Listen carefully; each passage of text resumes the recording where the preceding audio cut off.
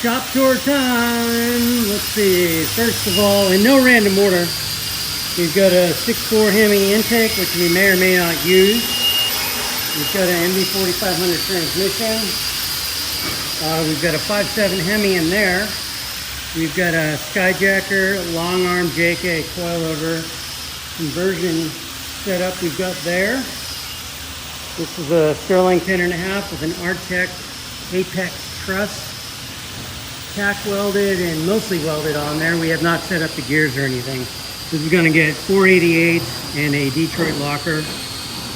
And under here, same Artec Apex truss went on a Dana 60 front out of 07 Ford F350.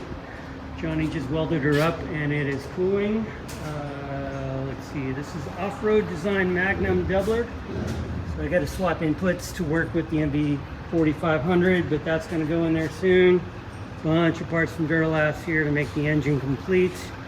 And some of the chassis and drivetrain. We've got Duralast brake parts, all sorts of stuff. And then here's the frame, 2007 JK Unlimited frame that I'm prepping for Skyjacker lift. So a lot going on behind the scenes here.